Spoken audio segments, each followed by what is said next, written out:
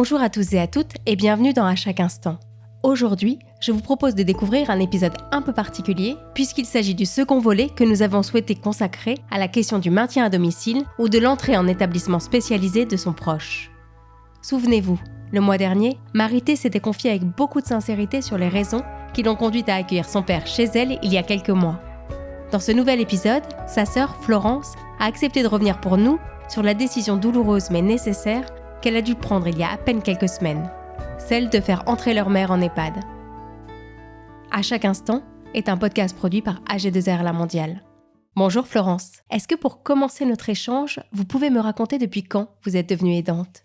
En fait, je sais pas trop. Ma mère a une pathologie mentale, elle est maniaco-dépressive et ce depuis que je suis née. Et donc au fur et à mesure dans mon enfance, avec ma sœur, on s'est toujours occupé d'elle.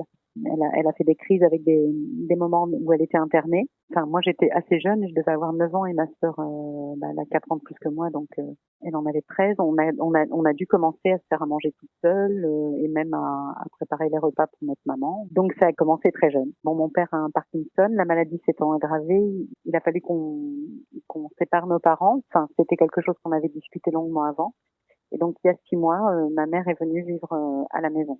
C'était une question qui se posait parce que la maladie de mon père doit évoluer. Donc, on savait qu'à un moment donné, on devait séparer nos parents. On en avait parlé.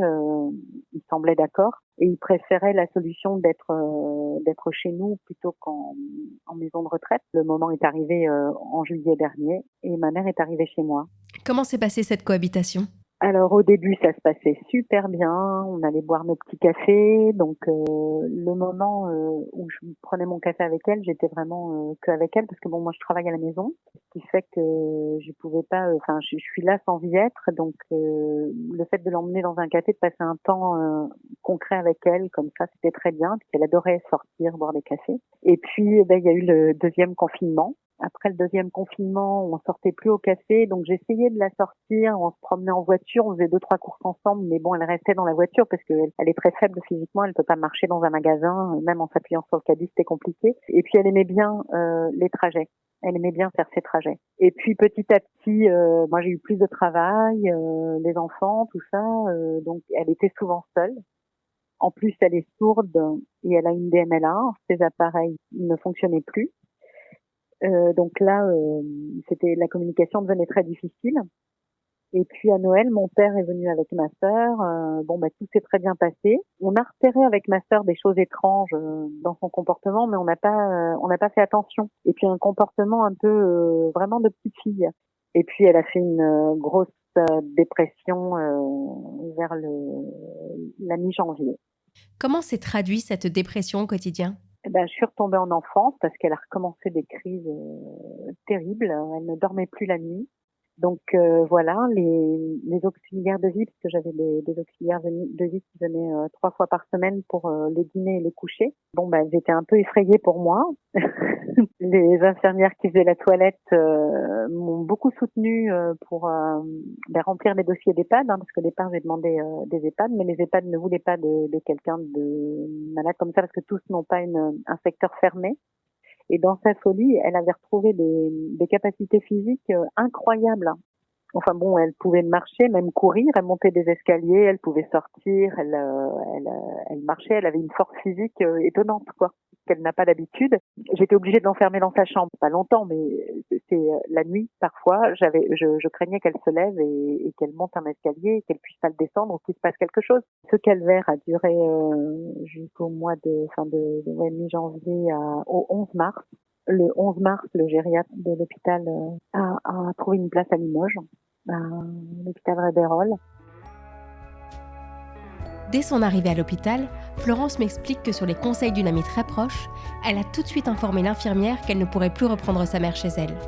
Que la situation, comme elle me le confie avec beaucoup d'émotion, était devenue trop difficile à vivre.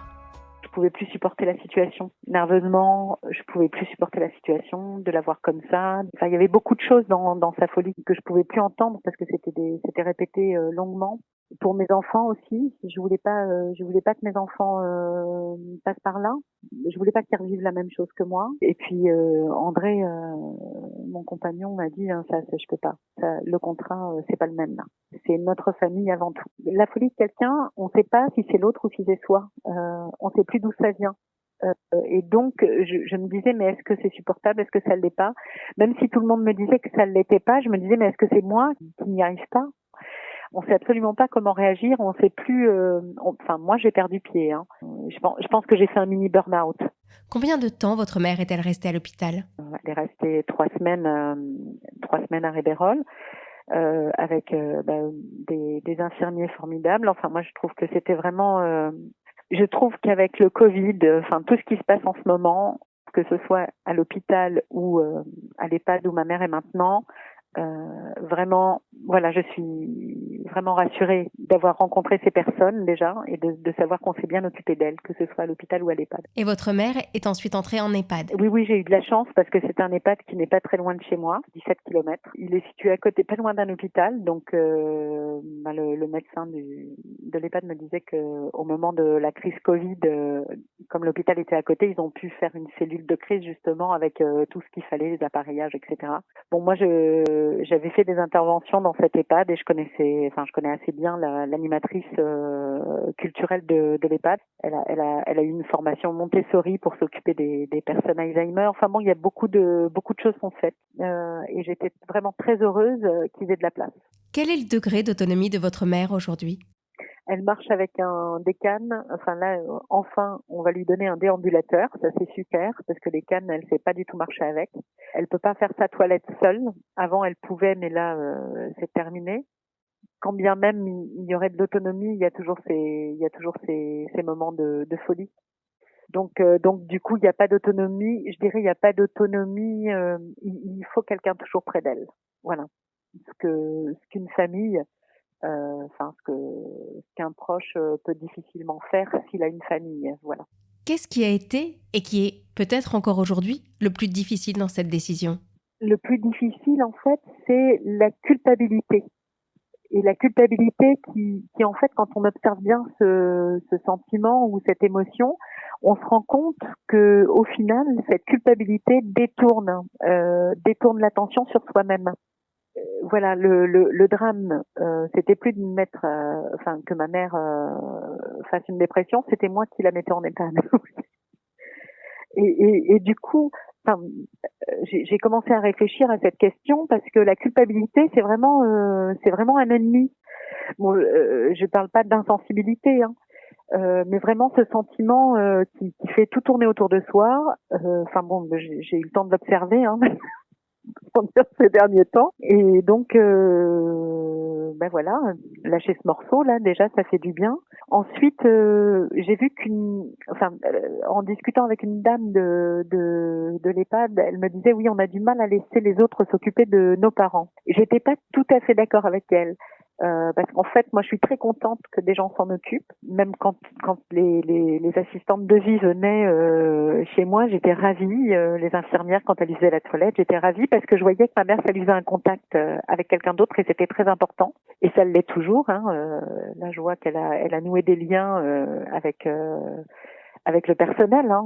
Donc, ce qui est difficile, c'est qu'il y a quand même une mort là-dedans. Il y a un deuil à faire. Il y a le deuil à faire pour moi de ma mère, qui pouvait être à la maison, avec qui je pouvais boire des cafés. On lui avait installé un casque avec sa musique pour pas qu'elle s'ennuie, parce qu'elle aimait bien écouter la musique. Et il y a cette absence quand même. J'aurais bien aimé l'accompagner jusqu'au bout, quoi. Voilà. Là, quand je vais la voir, des fois, elle me demande une fois, elle m'a dit, je reviendrai pas chez toi. Hein. Et j'ai dit, bah non, là, c'est pas possible. Mais elle semble, dans ce que me disent le personnel de l'EHPAD, elle s'est bien adaptée. Malgré son problème de vue, elle sait où est la salle à manger. Je lui avais offert un jeu de cartes spécial pour les gens qui ont une DMLA, donc elle se trimballe avec son paquet de cartes et puis elle joue avec d'autres personnes, quoi. Donc c'est sympa. Puis c'est quelqu'un de très doux, très gentil, donc elle est appréciée. Voilà. Bon, elle en a marre de vivre, hein, quand même, parce qu'elle a des moments de lucidité. Elle me dit, je perds la tête. Je vois bien que je perds la tête. Toutes les semaines, enfin quand je vais la voir, elle me dit, bon alors cette semaine, j'ai commandé la mort, je vais la voir. Normalement, ça devrait pas tarder. Alors là, je lui dis, bon, écoute, maman, là, il y a papa et Marité qui viennent, peut-être qu'il vaut mieux attendre un peu. Et puis là, elle me dit, oh, mince, il faut le dire à l'infirmière parce que je lui ai dit, donc elle va le faire. Vous arrivez à aller voir votre mère régulièrement? Comment vous organisez-vous? J'y vais, j'essaie d'y aller 2 à 3 fois par semaine. On peut lui amener un gâteau, elle adore les gâteaux, donc j'essaie de lui amener des petits gâteaux. On boit un café, on se promène. De toute façon, pour elle, c'est toujours une surprise parce que j'ai beau lui dire, tandis que je viens, elle ne se rappelle pas, quoi. Elle a pas cette mémoire. Alors ah, tu viens me chercher pour déjeuner? Ah, mais ça, je m'y attendais pas. Alors oui, c'est pas grave. Voilà. Quels sont les bénéfices de cette décision pour vous et votre mère? Déjà, quand je la vois, c'est un temps de qualité. Je m'occupe vraiment d'elle. Je peux apporter des soins, des massages. Je joue aux cartes avec elle. Elle adore ça.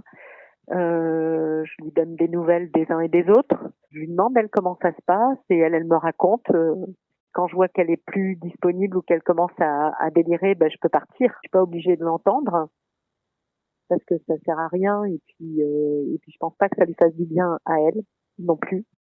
Et voilà, je peux m'occuper d'elle. Elle vient à la maison déjeuner de temps en temps. Donc là, on passe beaucoup de temps. Puis là, il me tarde que les cafés rouvrent parce que je pourrais l'emmener boire un coup. Elle adore ça. Et là, je pense que je dois faire venir sa sœur. Enfin, j'ai la réponse de l'EHPAD cet après-midi pour savoir si sa sœur peut venir dans le même EHPAD qu'elle. Ce serait chouette qu'elle puisse se retrouver toutes les deux. Elle a de la chance parce qu'elle va rentrer en maison et elle sera pas seule. À chaque instant, un podcast produit par AG2R La Mondiale.